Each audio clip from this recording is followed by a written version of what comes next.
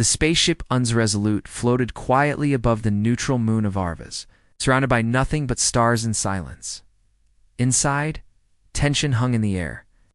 It was humanity's first official meeting with the Zarelli Dominion, a powerful alien race known more for destruction than diplomacy. Captain Jack Mercer stood in front of a mirror in the briefing room, adjusting the collar of his formal uniform. He was tall, a little rough around the edges, with sharp green eyes and a mind built for languages. A linguist, diplomat, and war survivor, Jack had been chosen for one reason. He could speak to anyone, but today he wasn't sure that would be enough. You nervous? Asked Lieutenant Reza, leaning against the doorframe. Jack gave a half smile. They destroyed 2 of our colonies, Reza. They don't even use words the way we do. Their language is pheromones, color shifts, and 100 small gestures. How do you talk peace with something that doesn't talk? You faced worse, Reza replied. Jack didn't answer. He wasn't so sure. An hour later, the shuttle touched down on the silver grass plains of Arvas. A smooth black tower rose ahead, the Zarelli's diplomatic chamber, grown from living stone. Jack walked alone toward it, his translator device attached to his wrist like a watch. Behind him, the shuttle doors closed. No weapons, no backup, just trust the doors.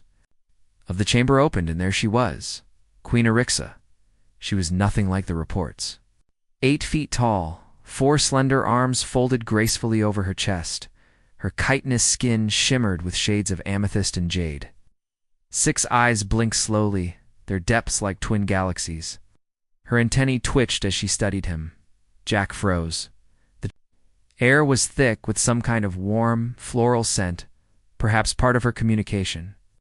The translator on his wrist blinked yellow, signal unstable. He took 1 step forward, and then the translator sparked, let out a small puff of smoke, and went completely dark. Oh no, he muttered. Really?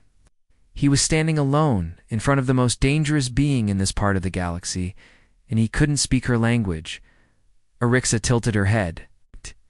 Her body glowed faintly, a pulse of color moving across her chest and arms. Recognized the movement. It was a greeting. He panicked. He tried to speak, but nothing came out. His mouth moved, but his brain had completely shut down. She was beautiful. Not in a human way, but in a way that struck him deeply. Her presence was powerful and strange and magnetic. You're so beautiful I can't even speak, he finally blurted out. He winced. That wasn't what he meant to say. It just slipped out. There was a pause. Erixa blinked slowly, and something happened. Jack hadn't expected her facial plates changed color. A slow, warm wave of pink and violet moved across her face and down her neck. She was blushing. Jack's jaw dropped. He didn't even know aliens could blush. For a second, neither of them moved. Ow. Then she made a soft clicking sound. Delicate, almost like laughter, and gestured for him to follow. Inside the chamber, sat across from each other at a low table. The walls pulsed gently with light, alive like coral. The only sound was the gentle buzz of flowing water. Jack pulled out a small notepad. If the translator was broken, he'd have to go old-school. He drew a smiley face. Orixa tilted her head again, curious. Then she leaned forward, picked up a stylus with 1 delicate claw, and drew something beside it, a flower with curling vines. They looked at each other. Jack chuckled. Okay, that's progress. He pointed to himself and said, Jack. Then he pointed at her, raising an eyebrow. She responded by touching her chest with 1 finger. In a melodic clicking tone, said Orixa. Jack repeated it, Orixa. Her body shifted again, glowing softly with amber. She was pleased. They continued this way for several minutes, pointing at objects, drawing pictures, and exchanging names of things. It was slow, awkward, but surprisingly fun. Jack hadn't smiled this much in months. Suddenly, a group of Zarelli guards entered the room, their armor clanking. They didn't look pleased. One of them clicked rapidly at Orixa. Jack couldn't understand, but the body language was clear. They were angry. Orixa stood, raising 1 arm to silence them. Her posture was firm, but calm. She turned and made a slow movement with her fingers, perhaps a royal gesture. The guards hesitated, then bowed and exited. Jack stood too, a little tense. Arixa turned to him and made a new gesture, placing one hand over her chest, then extending it outward slowly. Jack mimicked the motion, hoping it meant thank you or friend. Arixa made the clicking sound again. Laughter. She reached out gently and touched his hand just for a second. Jack felt a strange warmth move through him. Her touch was light, her skin smooth like polished stone. It was the first physical contact between human and Zarelli. Then she pulled back and turned away, her body glowing soft silver now. The meeting was over. Back aboard the Resolute, Jack was silent as Reza checked over his suit. "What happened in there?" she asked. Jack looked at his broken translator, then at the stars outside. "I made a fool of myself," he said with a grin. And she laughed. "You're joking." Ow. "I told her she was beautiful." She blushed. Reza stared at him. "You told the insect queen she was beautiful?" "Yep, and she?" Blushed. "Yeah," double quotes. Silence, then Reza started laughing. "You might have just saved humanity with flirting." Jack didn't laugh. He looked out the window again, thoughtful. "No. It was more than that. She felt something. And so did I, Jack. I think she's lonely," he said quietly. "Just like we are." Far away inside the Zarelli hive, Queen Arixa stood alone in her chambers. The walls around her pulsed with soft colors, echoing her own emotions. She looked at the small drawing Jack had left behind a rose. Delicate and strange, in the Zarelli tongue she whispered, "So strange, so sincere." Then she touched her face, still faintly glowing from the strange warmth of embarrassment. For the first time in centuries, she smiled. The second meeting between Captain Jack Mercer and Queen Arixa was supposed to be formal, official, and strictly diplomatic. It didn't go that way. The Zarelli had invited him into the heart of their hive city, a living structure that stretched under the surface of the moon, aravas like the roots of an ancient tree. The hallways pulsed with soft light, and the walls had strange patterns that moved gently, like breathing skin. Jack walked with two Zarelli escorts, both tall and armored, their insect-like legs clicking softly on the smooth floor. He couldn't help but feel like a small creature inside a giant beehive. But he wasn't scared, not anymore, because Arixa had smiled. He had seen it. A real, genuine, alien smile. That moment had stayed with him. When the doors opened to the Queen's private chamber, Jack stopped in surprise. He had expected a throne room, maybe something grand and cold. Instead, the space was calm, peaceful. There was no throne, only a soft glowing table surrounded by strange pillows. One wall looked like a waterfall made of light. Another wall had small creatures flying inside it, some kind of living art. Queen Arixa was waiting. She wore no armor today. Instead, her body shimmered in soft tones of blue and pearl. She looked relaxed. Her 6 eyes blinked slowly as she watched Jack step in. He gave a small bow. "Queen Arixa," he said. Her translator device, fixed since last time, translated his words with a gentle, mechanical tone. Captain Mercer, her own translator, replied, "You return." Jack smiled. "Was I not supposed to?" Arixa tilted her head, her antennae rising slightly. "Many would not return after showing weakness. You showed ... uncontrolled emotion." Jack laughed. "On Earth, that's called being human." Arixa clicked softly, her version of laughter. He sat across from her. On the table, there was something unexpected. 2 small cups and a strange steaming liquid. Arixa gestured toward the drink. "A gift. Zarelli tea. It's made from roots of the Glovine." Jack raised an eyebrow. "You made me tea?" "Humans share warm liquid during bonding talks." Jack smiled. "You studied us?" "Studied you," Arixa said. Softly, they both sipped the tea. It tasted like honey and metal, with a small kick of heat at the end. Jack coughed a little. Arixa watched, amused. "So," Jack said, trying to be diplomatic again, "you said you wanted peace. Is that real, or just a message to calm the human council?" Arixa didn't answer right away. She looked up at the light wall. War is tradition for my kind. It brings order, power, control, but it does not bring understanding. You are different. You confuse us. Jack leaned forward. We're not perfect. We make mistakes. But we don't destroy unless we have no choice. Arixa looked at him again. And yet you destroyed your own planet's skies before reaching for the stars. Jack looked down. That was true. Pollution, war, global warming Earth's history was full of scars. But we learned, he said quietly. We're still learning. A long pause followed. Then Jack pulled something from his pocket, a small notebook. He flipped to a page with a drawing he made earlier. It was a rose. I wanted to give you something, he said. This flower grows on Earth. It's a symbol of peace. And sometimes, love. Arixa took the paper with delicate fingers. She studied it closely, her antennae twitching slightly. It has soft danger, she said. Jack grinned. That's one way to put it. Then she surprised him again. She reached for a stylus and drew something beside the rose. It looked like a twisting vine with small lights blooming from it. This is star vine. It only grows in silence. On my home world, we sit in silence beside it to listen. Jack looked at her drawing. It's beautiful. He said that word before. Beautiful. Arixa's voice was softer now. I did not know what it meant. I felt heat, color, confusion, but it was not pain. It wasn't supposed to be painful, Jack said. It was a compliment. I have not received one in 300 moon cycles. Jack blinked. You've been ruling that long? Yes. They sat in silence for a moment, sipping tea. No words were needed. And in that moment, something unspoken passed between them. Connection. But it didn't last. The door burst open.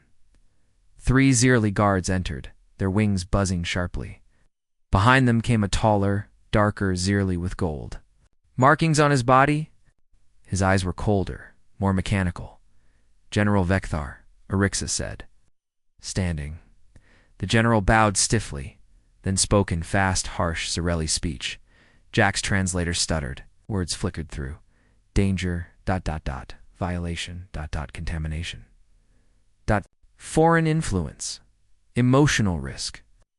Arixa's color shifted from soft blue to sharp red. She argued back quickly, her voice firm. Jack watched, not fully understanding, but the tone was clear. Vekthar was accusing him, blaming him for something. Finally, Arixa turned to Jack. They say I am no longer fit to rule, that I am. By your presence. Jack stood. Infected. I came here in peace. They believe I am changing, Arixa said. Emotion is dangerous to them. It means disorder. Jack clenched his fists. Then maybe they need disorder. Arixa stepped closer to him. She placed one hand on his shoulder. I will protect our talks. But you must leave this chamber. Now, I'm not afraid of them. I am afraid for you, she whispered. That stopped him. He nodded slowly. I'll go, but I'll come back. Arixa's body shifted again this time to a shade of violet mixed with gold. Jack didn't know what it meant, but it looked like hope. Back on the Resolute, Jack paced the observation deck, furious. Reza met him there, arms crossed. What happened? They called her unfit to rule. Because of me, you're joking. Her own people are turning on her. 'Cause she let herself feel something. Reza looked concerned. Jack, you need to be careful. If the Zereli collapse into civil war, the entire quadrant will burn. I know, he said, but she's trying to change that. I saw it in her. She doesn't want to be a queen of war anymore. And you. Jack looked out at the stars.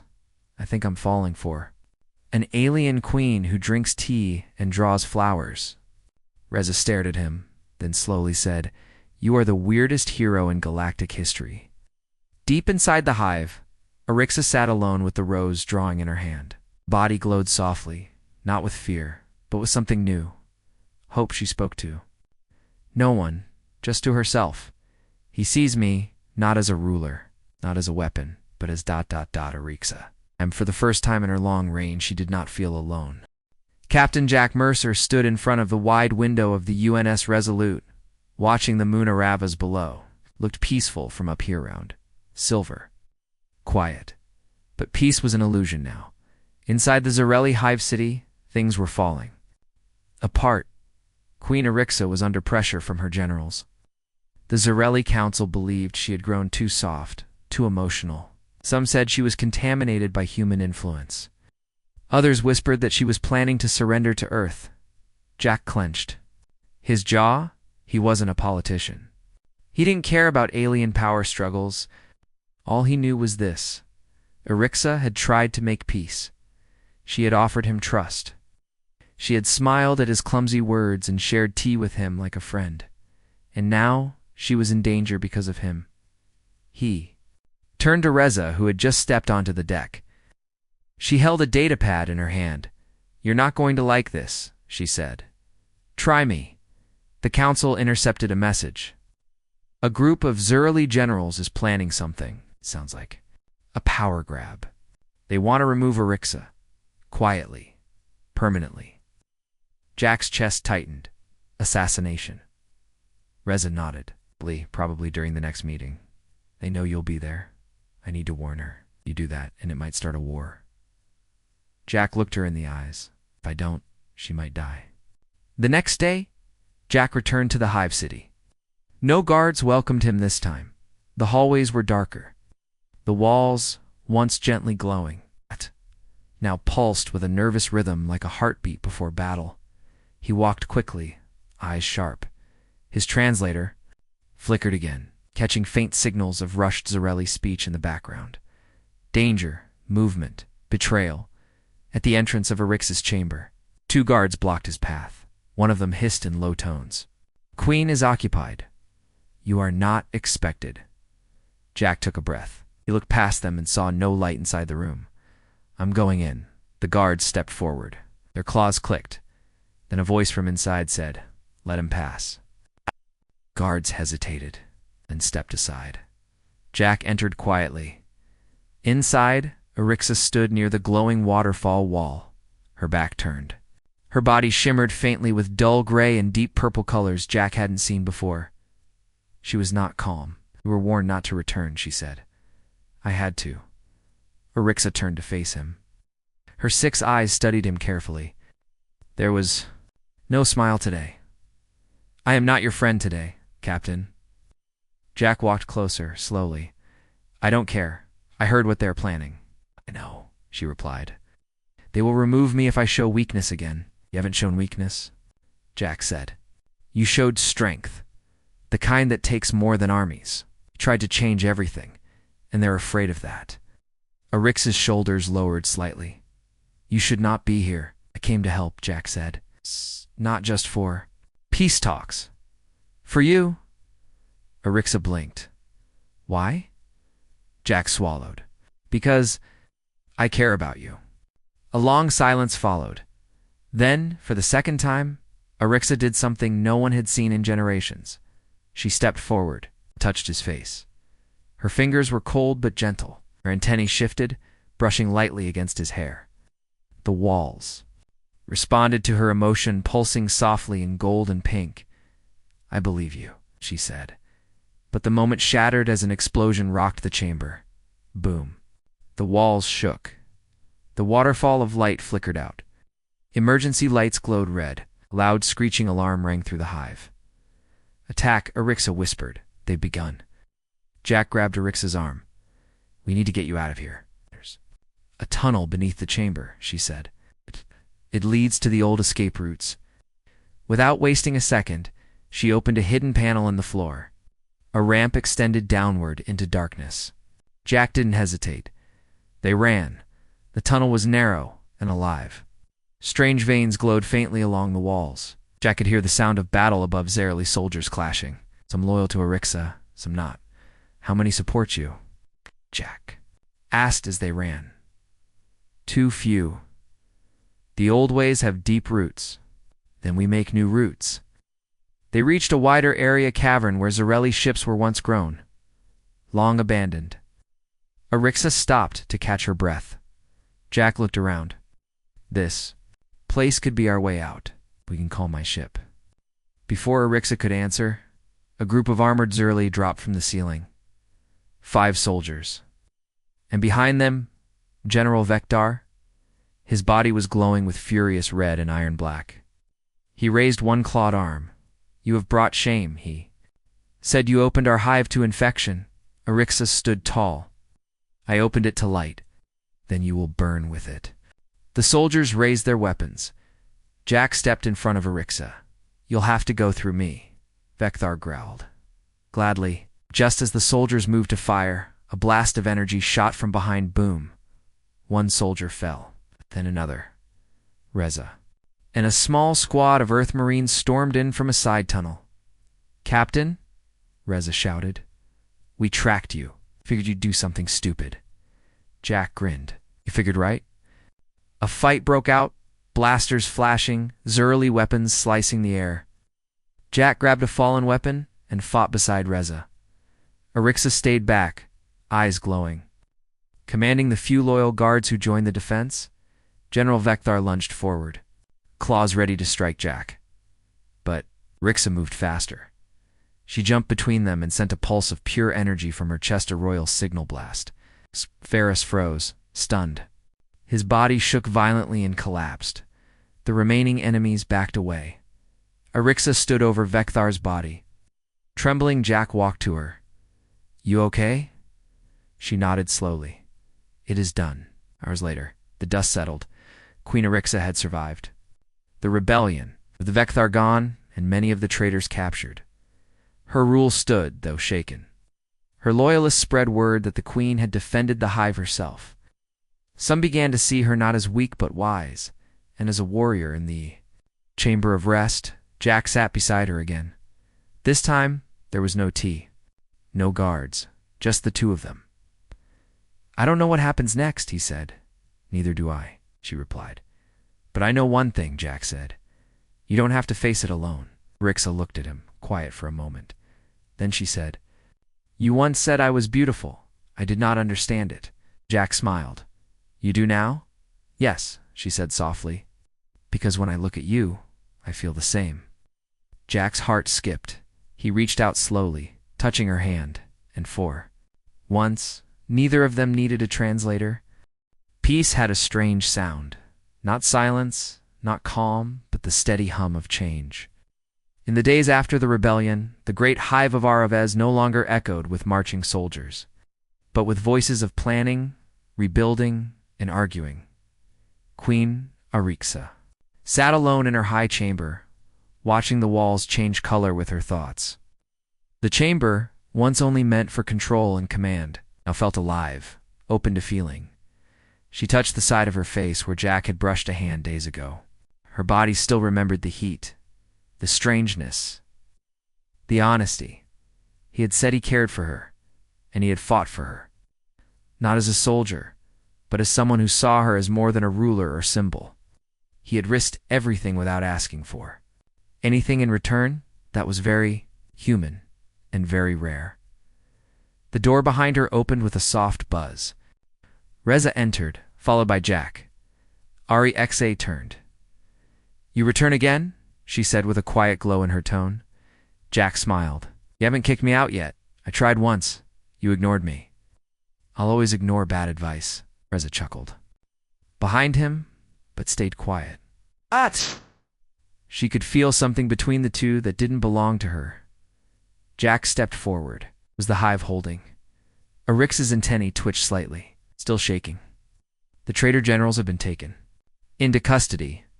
Many others resigned. Some fear I've changed too much. Others believe I haven't changed enough." "So what now?" he asked.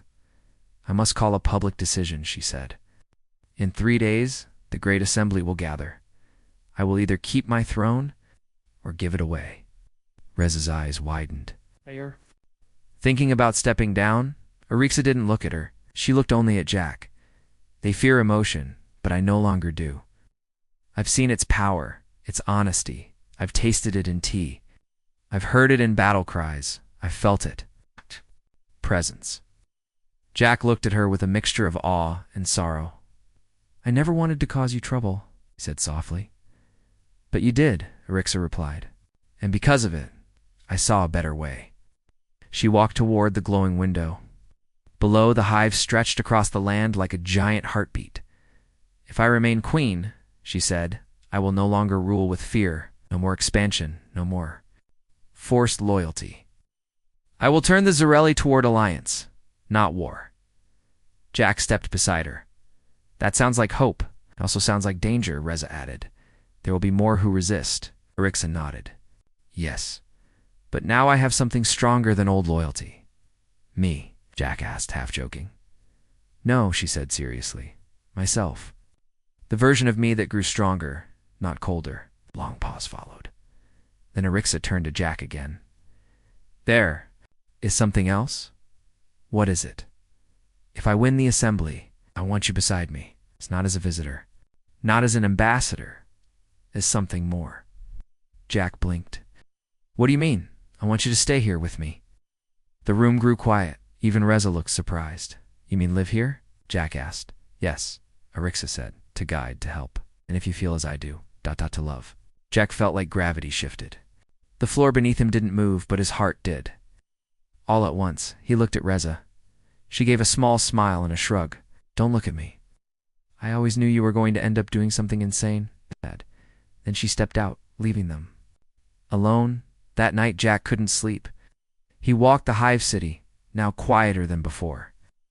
Some areas were still damaged. Others were being rebuilt by teams of Zarelli workers and drones. They nodded at him now, not as an outsider, but as someone who had fought beside their queen. Still, the choice weighed heavy on his chest. Stay or leave. Earth was his home. Humanity was his people. But what if home wasn't just where you were born, but where you were needed? And he needed her. He turned a corner and found himself in the flower chamber. A small garden-like room Arixa had shown him once. The starvine she'd drawn beside his rose now grew here, planted with care. It glowed softly in the dark. Jack knelt beside it, touching one petal. It hummed faintly beneath his fingers. I'm already falling, he whispered, and in the soft light of the chamber, made his decision. 3 days passed. The great assembly took place in the Hall of Wings, the oldest and most sacred space in the hive. It was shaped like a spiral, rising upward with platforms, banners, and glowing panels showing the history of the Zarelli. Thousands of voices filled the chamber. Soldiers, workers, thinkers, and leaders did Arixa. Her body glowed. Calmly, her voice was steady. Speech was short. I offer a choice, she said, the old way or a new one. She spoke of peace, of humanity, of change. She didn't beg. She didn't command. She invited, then she stepped back. Each member of the assembly would light a panel, red for removal, blue for continuation. The room went quiet. One by one, panels lit up. Red, blue, blue. Red. Jack watched from above, hidden in a guest. Circle. His heart raced. Blue, blue, red, blue. The count rose. Faster. More voices. More decisions, and at the end, the room shined mostly blue. Arixa remained queen, but everything had changed that evening. Jack stood by the window in her chamber. She entered quietly behind him. You stayed, she said. He turned. I chose. You, she tilted her head. Why? Because when I looked at Earth, I saw a home. But when I look at you, I see a future. Arixa didn't reply. She stepped closer. Jack raised a hand to her face, the one he'd once called beautiful, and as their foreheads gently touched, the walls of the hive changed color again. Pink, gold, violet, soft light, rippling outward like a heartbeat reaching the stars. It had been 1 standard year since Queen Arixa stood before the Great Assembly and declared the dawn of a new age. An age of peace, not power. An age of alliance, not control. 1 year since she chose love over fear, and 1 year since Jack Mercer chose to stay. The hive of Arvas had changed. Its once cold and echoing walls now pulsed with soft color, filled with more laughter than orders, more music than marching. Where once stood war factories, now stood learning halls and gardens, and in the center of it, Aljak. He wasn't a soldier anymore, not a visitor, not even just a human. He was something more, a voice between worlds. Early morning light filled the royal chamber as Jack slowly woke, blinking against the soft green glow on the ceiling. The hive adjusted its lighting based on mood, and today the color meant calm. Beside him, Arixa had already risen. She stood near the balcony, her 6 eyes watching the workers begin their daily tasks far below. Her body shimmered in soft violet and amber colors of peace and focus. Jack sat up, rubbing his eyes. "You've been up a while. I like to listen before the noise begins," she replied.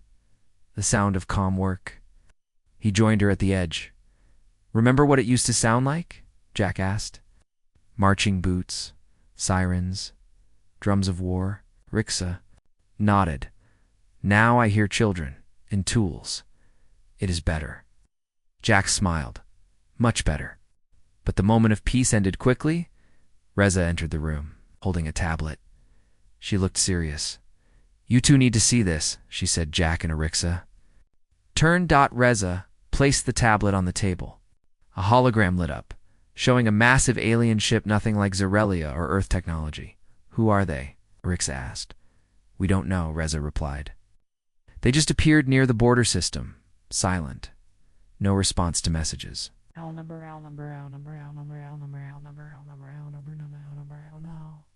Symbols. No ID. "Threat level. High," Reza said. "Very high. That ship could tear through 5 planets before breakfast." Arixa studied the image. "Have they attacked?" "No. Just watching." Jack's brow furrowed. "Then let's give them something worth watching." The UNS Unity, Earth's newest diplomatic vessel, floated above the neutral zone near the edge of Zerli space. Arixa and Jack stood together on the bridge. Wearing robes of peace and authority, the mysterious ship hovered just ahead. Quiet as a ghost. No weapons raised, Reza reported from the station. But still, no communication. Arixa stepped forward. "Let me speak," she said. She raised her hand and opened a communication line. Her voice, translated into dozens of possible frequencies, reached out across the void. "This is Queen Arixa. Of the Zarelli, standing beside Captain Jack Mercer of Earth. We offer no violence, only words. Do you hear us?" Silence. For 10 long seconds, the air felt tight. Then a voice, not male, not female, not even alive sounding.